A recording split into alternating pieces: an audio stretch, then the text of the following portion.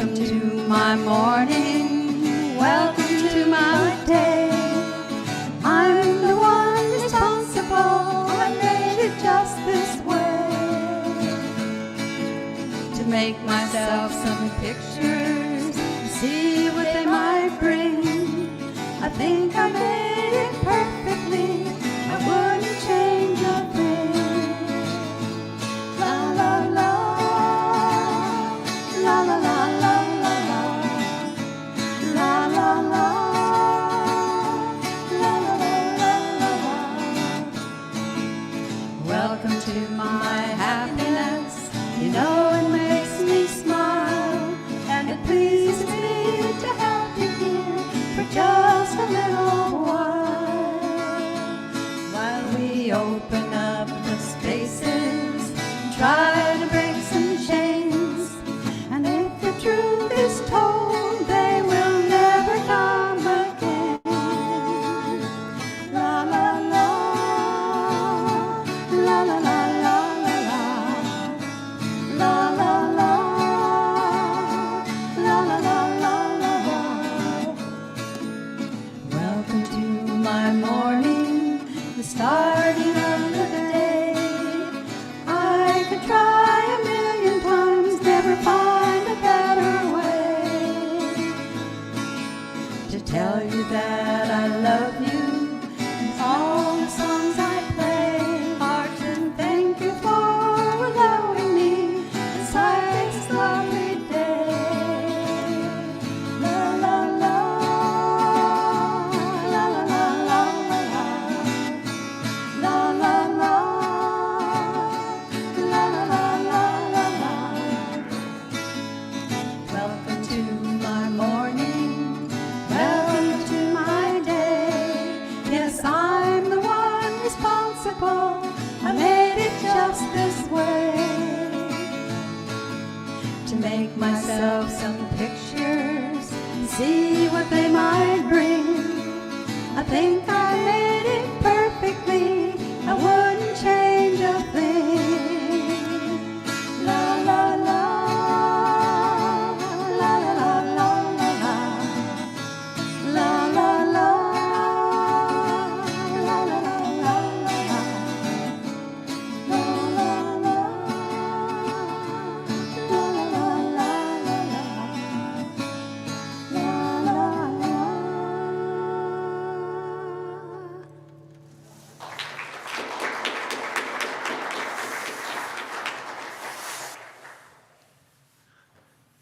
Thank you, Judy and Adrian. That was delightful. Loving to hear your voices. Isn't that so?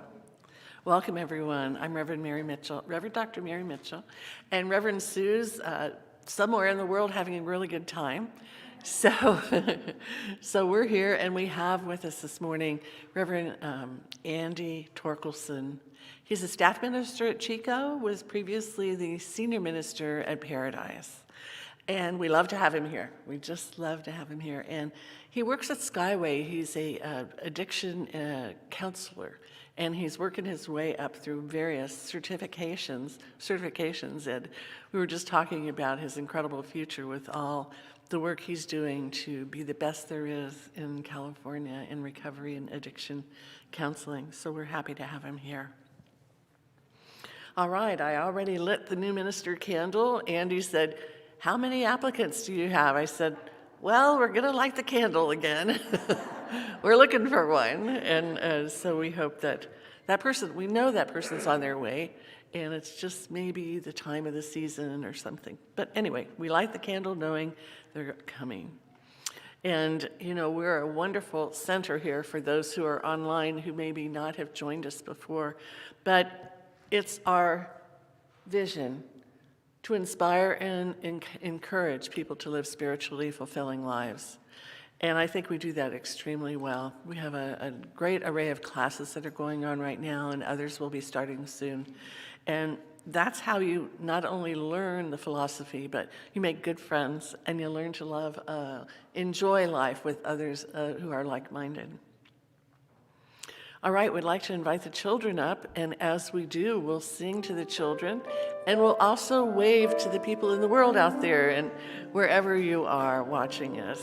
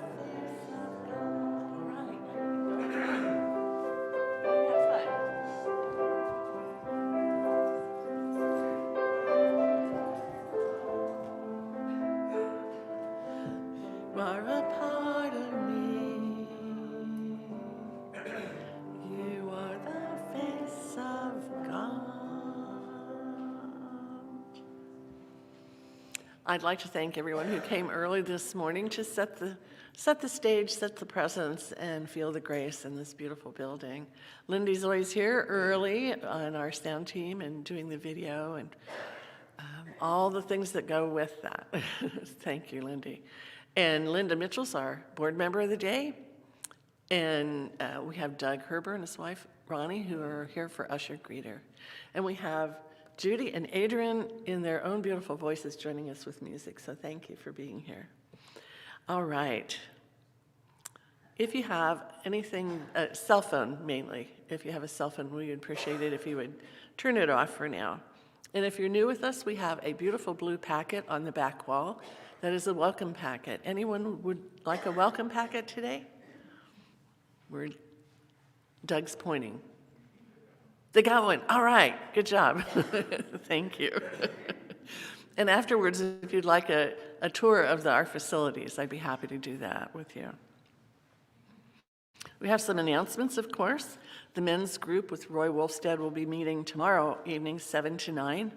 That's a really good group of men who get together for friendship, fun, for introspection, and learning about their own spiritual development. And Reverend Sue is doing a visioning as a spiritual practice the last Sunday of every month at 9 a.m. in the pavilion.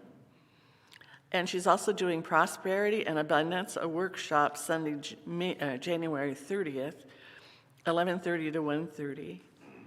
And let's see what else we've got. Christine Stewart coming. She is a specialist in Healing Touch. It'll be the Foundations of Healing Touch, course number 1, February 5th and 12th, 8:30 a.m. to 6 p.m. And we have 2 openings on our Board of Trustees, if you're interested. I think it's required that you've taken a couple classes so you at least know what the philosophy is about. But it's a really, really great experience being on the board and getting to know how the center runs, how financially solvent we are, our relationship to home office, and all the things that go with that. So if you're interested, I'm a past board member. Who else is a past board member in here? We have a few. Yeah, Marty in the back. Yep. There's several. Okay, great. Corner them when you get when we're done here and say, what's it really like? And hopefully they'll say the same thing I did. All right. Craig isn't with us this morning, so we'll skip the reading, and I will invite the bell 3 times. Just take that in. It's a centering practice. And then I'll do a spiritual mind treatment, and the topic is question everything. So that'll be interesting. I'm sure Reverend Eddie's got a lot of answers and a lot of questions to share. All right.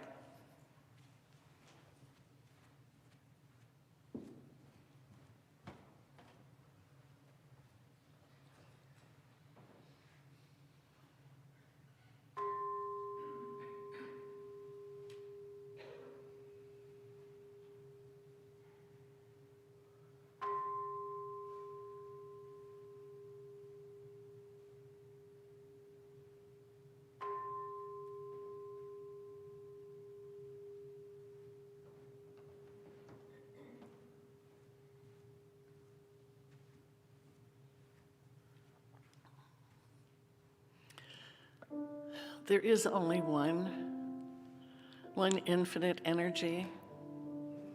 Some call it God, universal intelligence. And sometimes we question that. How can that be? An infinite energy that has created everything. But as I look around the universe, especially with the new Webb telescope and all the things we see, the variety, the infinite variety of plants, animals, and human beings, no human being being the same as another. It did take an incredible infinite intelligence. And so now, in every moment of every day, I think about this and wonder how great life is for so many and how challenging it is for so many. And I question the disparity. And I question every day, what am I to do today to help in any way, whether it's writing a letter or taking shoes to the homeless or a million different things to help. But I know here with the philosophy that we believe in, everything's unfolding perfectly from God's eyes. We're all learning and growing and achieving the best we can in our own way. And so today I give everyone here and everyone listening a pat on the back. It's good. It's good. Getting better every moment.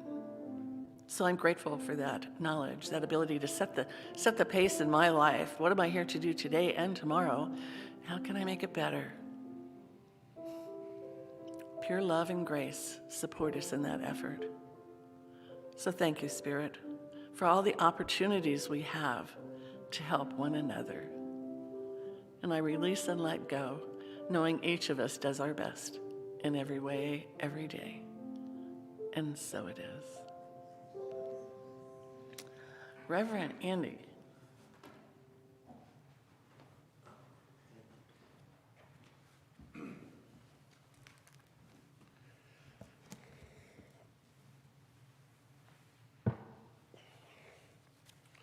Good morning. It's always so wonderful to be here. I miss this place a lot, and I miss your faces, and it's just a real honor. So thank you so much for having me here. A little over a month ago, we went through the Christmas season, and there's an aspect of the Christmas narrative, the story that comes down to us from the Judeo-Christian that's permeated our culture. And there's an aspect of it that I really like a lot. And when I was a kid, I used to love to go to my grandparents' house around the holidays and different relatives and friends' houses and find the nativity scenes. And it's so weird. I was thinking the other day, my mom did a lot of decorating at Christmas, but she didn't have a nativity scene. So I was nativity deprived. Been in a lot of therapy over that, But anyway, I used to... As a kid, I was fascinated by little objects and people and things and animals and little houses and stuff. And I had a very active imagination, and I tried to put myself in those places, the miniature places. And so I would go to a nativity scene. I'd look at the little figurines, and they're all so different, And as years go by, I've noticed too that we've got some nativity scenes now that are cultural. We have Native American ones, we have Hispanic ones, we have Asian ones, and so they have that spin on it.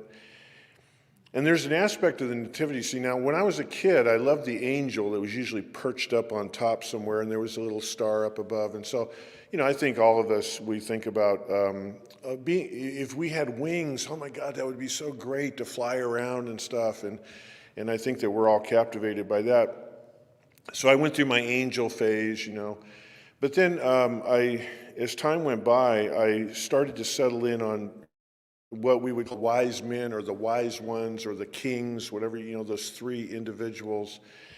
And I would look at them, and they were always so brightly painted and different amulets on them and different designs and different symbols, and the camels, they'd have them parked off to the side over there waiting for them, like that was like their Honda Fits were sitting out there, waiting for them, and with the luggage on them, because these people had come a long ways. And so I would look at them, and I would so in my mind as a little kid, I'd think, where did you come from? Why, how long was your journey, and what did you find here? And where are you going after this? And of course, they would bring their gifts, because it's customary in a lot of cultures that when you come into the presence of a spiritual icon of one way, shape, or form, you place gifts before it, an offering of some kind, or an honoring, or whatever that is, a gratitude for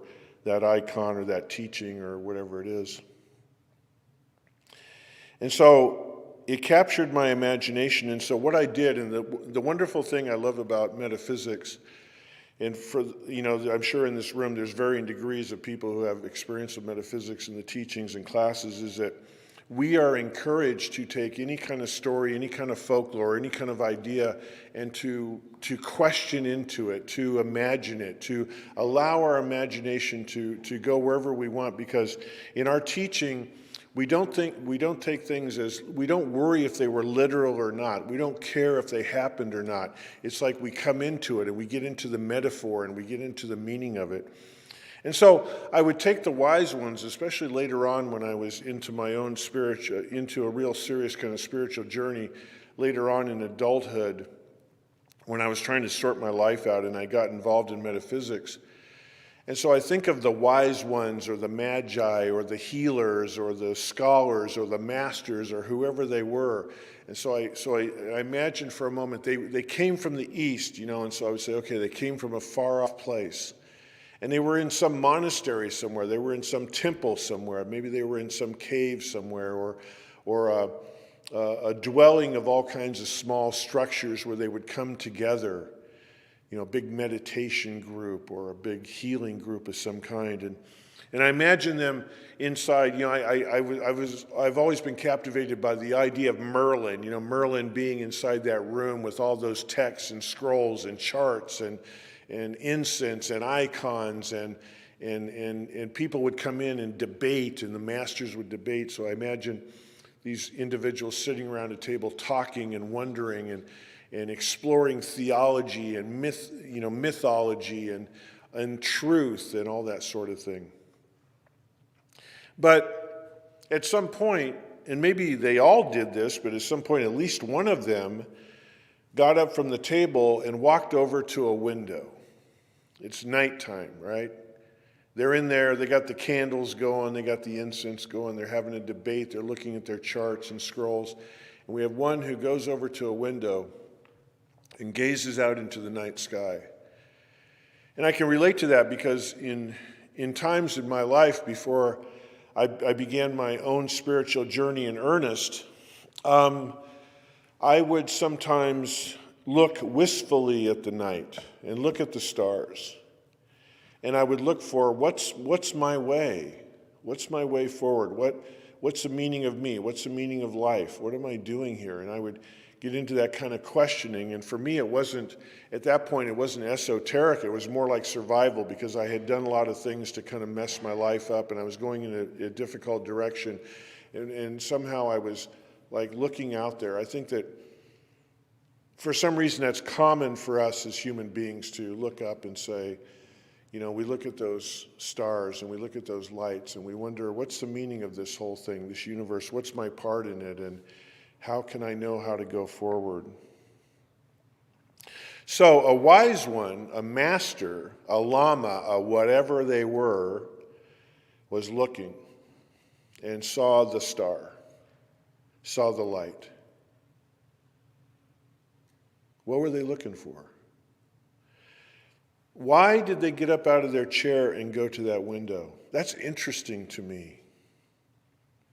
Because I think that reflects back to all of us in terms of the idea of what are we looking for? Even for those of us who say have been in teachings for a very long time, or even if we're pretty sure we kind of have it all dialed in, from time to time there is something that grabs our attention that says, I'm looking for something. Now, he gets up out of the chair, she, he, whoever. They come over to the window. They see, they're wondering. They see the star. And they bring, hey, come here. Look at this. Look at this interesting star. This is different. There might be some answers there. There might be a way for us to fine-tune our belief system. There may be something that can show up for me in terms of what I'm dealing with. And so now we can really play with the story. Ancient times, they're somewhere in the east. We don't know where they are. There's all kinds of speculation about that from religious anthropologists and stuff, but they're way out there. So they get on some sort of, animal transportation, whether it was camels, donkeys, horses, whatever it was, or maybe they walked and they headed out with their belongings. I want to go find what's out there. And see, whatever this question was, whatever caught their attention, back in those days, let's just play with it. Let's open ourselves up to it. They may have traveled for a couple of years. They may have traveled for a minimum of months through seasons, all day long. Stop, camp, barbecue, hang out, sleep together, get up, wash up, go some more, And they get there. And so what's interesting to me is this idea that, what is this capacity that we have as human beings to search, to seek? No matter what age we are. I was just talking to Mary, and it's funny, I have kind of a milestone birthday coming up that I would rather not share with you the number, but I still feel like a kid until I look in the mirror, and then that's a jolt, right? I don't know, there's kind of a good side to masking, I've found, getting to be the, I don't like it, but there is a good side to it. And so, when I think about this idea of being a seeker, which I think is so incredibly important, what is the catalyst for our seeking? In fact, one of the things that I like to do in my own personal spiritual work is I like to use the idea of archetypes. I'm kind of a Joseph Campbell person. I love that stuff. And so this idea of looking at something, a person, a place, an event, whatever. And Joseph Campbell posed the question, is it possible that the greatest meaning of our life is the metaphor of our life, right? We're so involved in our bodies, our houses, our cars, our jobs, and Joseph Campbell says, play with the metaphor of your life. What's the meaning of your life? How do the archetypes show up in your life? And so when I tend to look at things, I look for the archetypes. And when I think about Earnest Holmes, the founder of our movement, the archetype I give him is one of the wise ones, one of the masters. That's what Holmes did. He started out in being raised in religion, and he was around it, but we know he moved on. He went through Christian Science. He went through Emma Curtis Hopkins. He talked to other people. He opened himself up. His personal library was off the hook. He moved from the East Coast to the West Coast. He gets into Southern California, and he's hanging out with people from all kinds of different ideas. Maybe he runs back to New York for a while and speaks there, then comes back out. When I look at the nativity scene and I see those three people, now I see Holmes in there. The seeker, the one who is trying to find. Now, this is the deal about Earnest Holmes, is that he had been raised in a traditional religion. He had this incredible relationship with his mother who would read the Bible to her children and stuff, lots of kids in the family. And Earnest Holmes loved the melodrama of the Bible, the stories and the over-the-top stuff, especially the Old Testament and everything. But at one point, his mother became ill with tuberculosis, and he was, and so what Holmes did was he was very comfortable in his religion and his ideas, but now mom was sick, and back in those days, tuberculosis was taking a lot of people out, and so we know that had an incredible influence on Holmes. And he started to seek, he started to look. And from all indications is that throughout his entire lifetime, he was seeking and looking, and he loved to debate, and he loved to get around people and ask questions. The people who knew Earnest Holmes called him the question mark. That was the nickname they gave him. So this idea of questioning everything. And so Charles Fillmore, when he talks about the wise ones of the East, from the East, he defines it this way. He says, the wise ones from the East represent the soul stirred through serious questions or great spiritual revelation rising up. The soul is stirred. Now, what I think that a lot of us maybe would agree with is that what causes our soul to stir?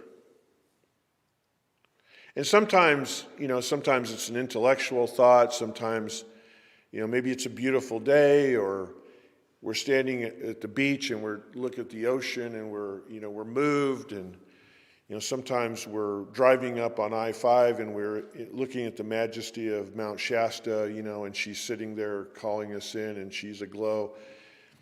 But I find that my experience with my own life and with the lives of others, as someone who has worked with a lot of people over the years, had the privilege of working with people, is that very often the soul is stirred by ways that on the front end look like a challenge, a diagnosis, something economic, something physical, maybe a job, maybe a move. Stirs our soul. And we say, wow, what is it that I really believe? Does this teaching fit me? Has it maybe become stagnant? And what's going on? Ernest Holmes, when he considers this idea of what it is to expand ourselves and look outside of ourselves, he says, the Christ makes itself come alike to each of us as a principle. As material thinking gives way to spiritual, spirit-centered thinking. As material thinking gives way to spirit-centered thinking. As division gives way to unity. Material thinking, division. Where is it that we find ourselves running out of road with some of our material thinking or our division when it's not working? There was a woman I knew when I was at Paradise, and her name was Bobby. Amazing woman. No real formal education. She, high school type person. But and I'm saying that because she was brilliant, but she was an interesting person to be around because Bobby pushed the envelope all the time. And when I knew her, she was older than I am now, and she was. I don't like the names we give age groups, But anyway, she was older. Okay, I don't want to use the E word. She was interesting because she was raised a Baptist, and we had that in common because we were both raised with Baptists, and we talked a lot about how fortunate we were that we escaped from that concentration camp. I'm sorry, did I say that out loud? I didn't mean to. Anyway, I hope I didn't offend anyone. But anyway, so here she was in some small town, raised a Baptist, and she and her girlfriends got their hands on a Ouija board somewhere. Because I'd asked Bobby, she was this great metaphysician and really into a lot of stuff. I said, where did it start with you, Bobby? She goes, it started with a Ouija board. Me and the girls were out in the woods, and we were, And then, when they got older, to became a teenager, and she would travel to San Francisco, the Bay Area, she'd find these bookstores in the Bay Area back then and find these books. You'd find these books on the power of the subconscious mind or, Eastern philosophy or whatever, and she'd drag them back and they would talk. Bobby decided that she was going to make her transition about a year and a half before it actually happened. And so she set the whole thing up. She got a hospital bed moved into her house. She lived in this little tiny house in the middle of the woods in the Paradise area. For those of you who understand the Paradise area, lots of pine trees and stuff. She was down some dirt road out in the middle of nowhere, like this little hovel out there in the forest. She made her meager living her whole life as being an artist. She would paint, she would sculpt, she made jewelry, she did all kinds of things. And, everyone, she was a single mother. And, Bobby, you need to go get a regular job. No, I'm not going to do that. And she was very creative and stuff. And so she got a hospital bed put in there. She got all of her friends to take shifts to be with her.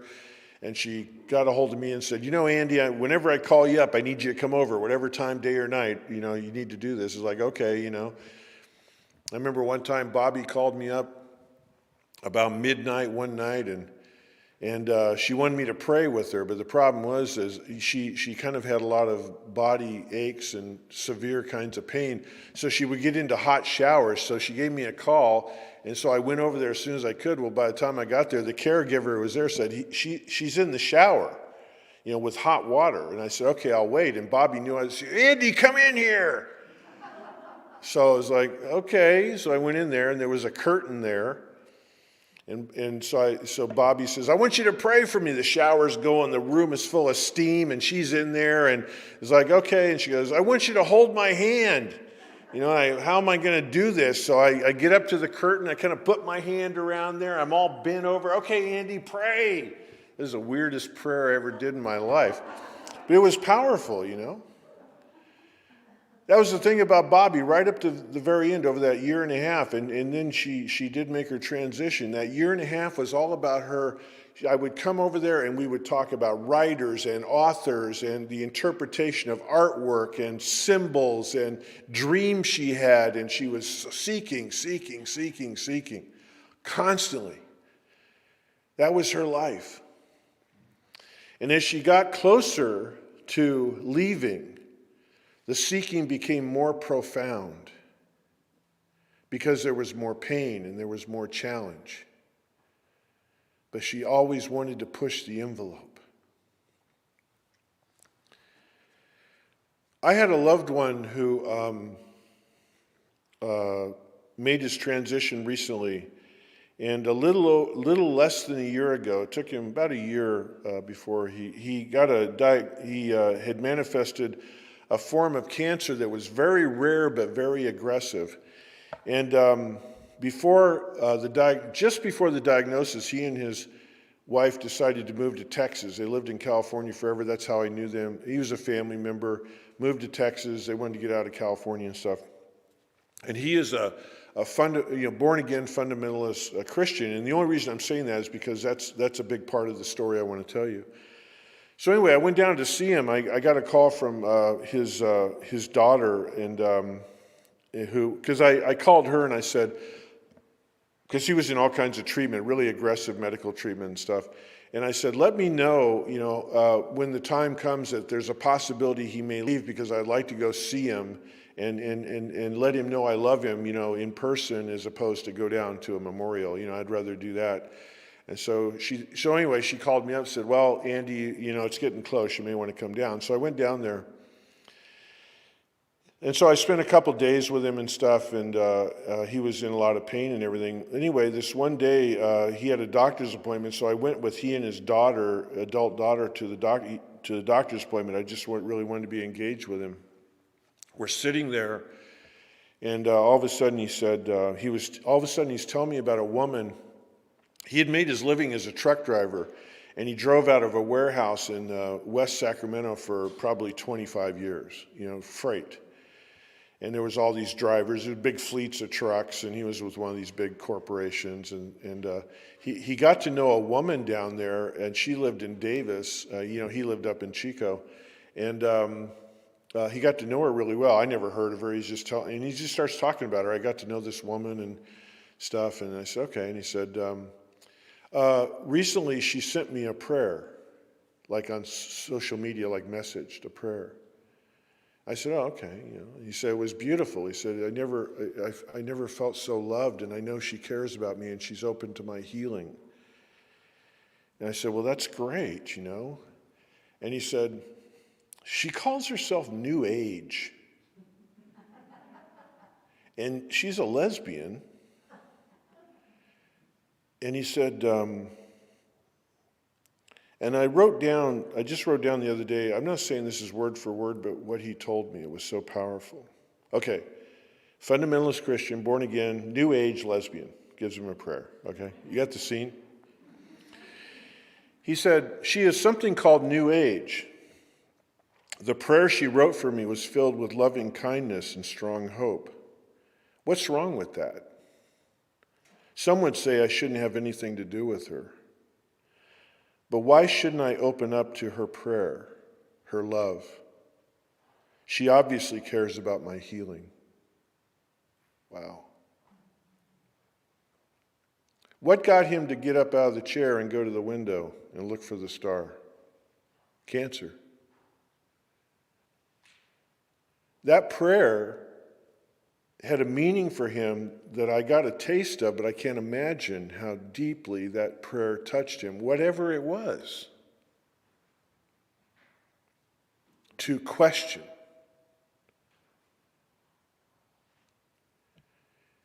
And he even kind of made a joke about, he said, some people I know, meaning his religious community, are really, they think that being a lesbian is horrible. He said, I don't know. He said, I'm a lesbian because I like women too.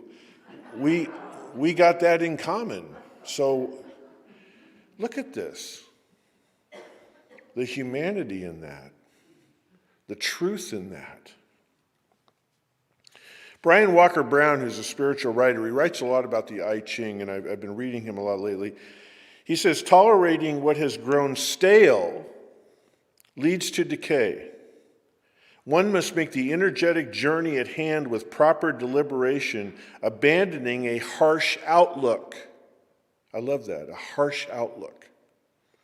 For it is time to provide the wind that carries away stagnation and brings new life in its place with regard to our spiritual practice.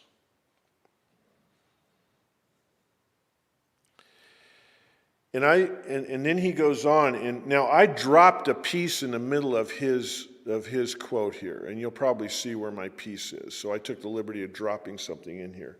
He goes on to say, listen and watch attentively for truth from whatever source it may rise out of. Whatever brought the wise ones to their window. For just as the sun shines, and its illumination and warmth draws us in for obvious reasons. Her prayer spoke to him for obvious reasons, just like the sun, the warmth and the illumination of the sun. I didn't have to sit around and convince him to listen to the Dalai Lama. I didn't have to convince him about energy. I didn't have to convince him about Earnest Holmes. I didn't have to do all that. A woman writes a prayer that touched him as he stood at the window of despair. Let's call it what it was, the window of despair. And the star was there. And it grabbed a hold of him like the warmth and illumination of the sun. And he says, for obvious reasons. That's what questioning brings into our lives. For whatever reason. It's okay. And for him, it was despair. Hey, been there and done that. You know what I'm saying? We've all experienced that. Like the Irish say, life is about the sacred and the profane. And the profane and the sacred. They are both the same. So,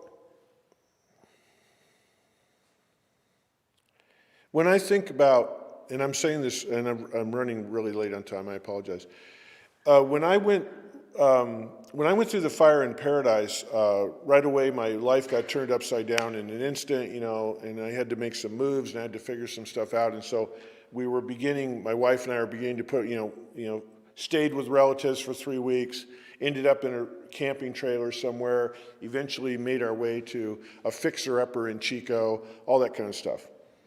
So I was looking for some furniture in a secondhand store, and I ran across this carving, and I didn't think about this till I was driving up there. I should have brought him up. A little show and tell is always good, right? So a carving about this big, a wood carving. I have no idea where it comes from. I don't know what it is. I paid like $7 for it, And it's like this Asian guy with a big hat, and he's wearing a bag on him, and he's got his walking stick, and he's kind of smiling at you. I love that, man. And that I bought it because and I still have it. That became my icon. You're on a journey, dude. You're on a journey, just like the wise ones. What started my journey? The fire. That wasn't pleasant. But it's amazing the deep meanings it's brought me over the years since then. Because we come to a place where we have to start questioning who and what we are. What's our teaching have to say? Have things become stagnant? Have they begun to decay? And it allows us to open up. I'm about ready to do a prayer here, so if you want to get warmed up there. All right. I told her I'd let her know. You think that was direct enough? All right. Okay. All right. So if you would join me in a prayer so I can put a bow on this, I'd really appreciate it. So, okay. As we come into consciousness this morning, the consciousness of knowing that God is truly all there is, so no matter where we search, no matter where we look, we're going to find God.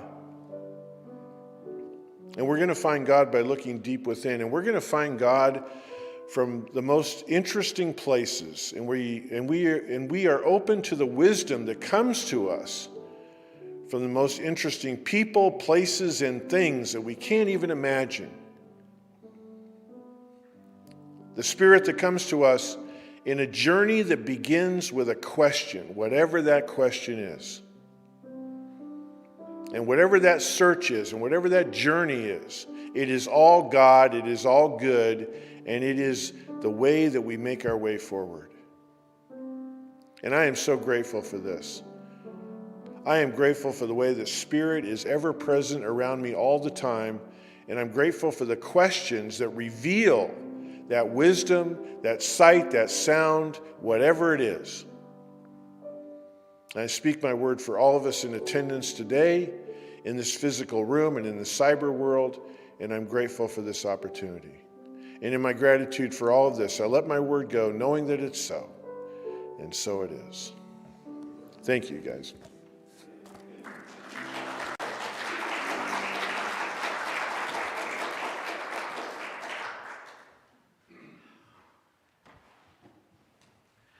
Please come back again soon.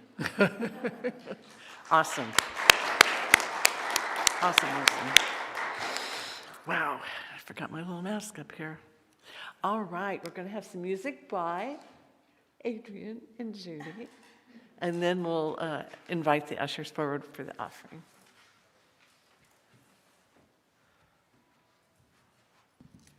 Excuse me, got the fuzz out. This next song was originally composed and written by Leonard Cohen, but our very own Sue Quibell looked at the words and decided to rewrite it, so it was more in keeping with the Science of Mind and the Center for Spiritual Living Thought. So these are very interesting words.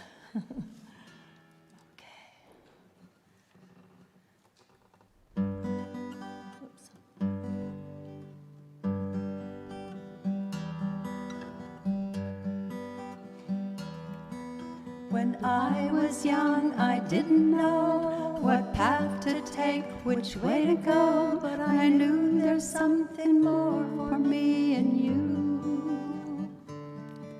As we grew older and questioned why we came to be born just to live and die, home showed us the way.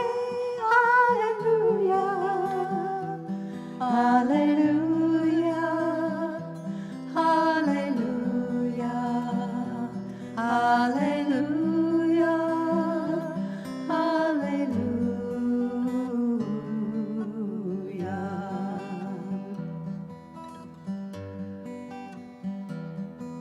As we came forth to consider and choose, yes, you can find joy or sing the blues. The vastness that is God became clear to you. With focused attention you can create. You can choose love or you can choose hate. The choice is up to you. Hallelujah, hallelujah, hallelujah, hallelujah, hallelujah.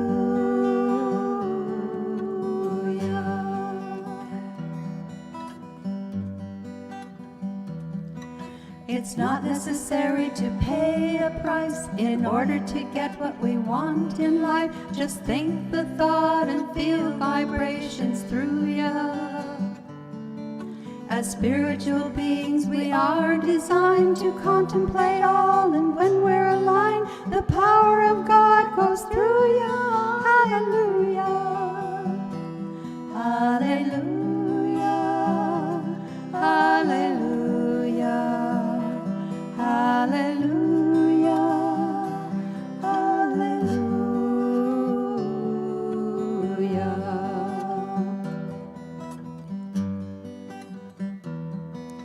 We're blessed souls who deserve to be free. Our true nature is to expand and see. The stream of well-being is always flowing through ya. Now you can resist and block the flow, or choose to relax, enjoy the show, experience God and grow. Hallelujah, hallelujah, hallelujah, hallelujah, hallelujah, hallelujah.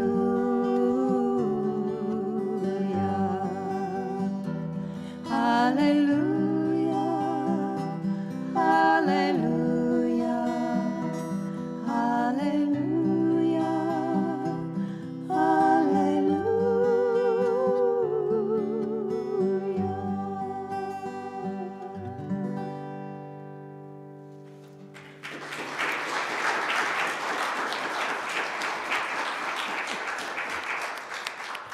Oh, encourage Sue to do more writing. Yes, definitely. That's the whole story. Yeah, that's great. That's really great. All right, if our ushers would come forward, please. Please and thank you.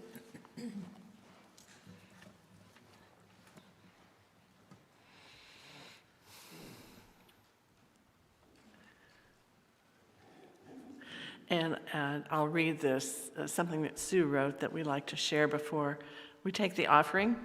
I remember the overflowing power of divine life energy overcomes every obstacle and pours out into the world, blessing and prospering everyone and everything through me.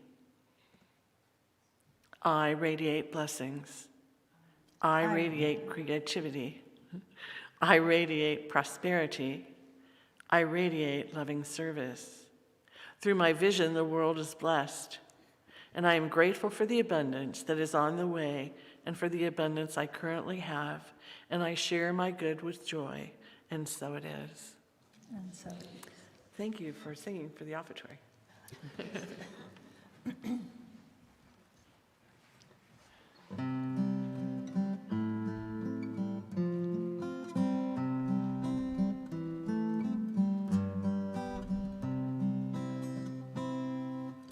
Out beyond ideas of right and wrong, there's a field, I'll meet you there. Out beyond ideas of right and wrong, there's a field, I'll meet you there. Out beyond ideas of right and wrong, there's a field, I'll meet you there. Out beyond ideas of right and wrong, there's a field, I'll meet you there. A field of love, a field of forgiveness, a peace that passes understanding. Out beyond ideas of right and wrong, there's a field, I'll meet you there. Out beyond ideas of right and wrong, there's a field, I'll meet you there. Out beyond ideas of right and wrong, there's a field, I'll meet you there. A field of love, a field of forgiveness, a peace that passes understanding. Out beyond ideas of right and wrong, there's a field, I'll meet you there. There's a field, I'll meet you there.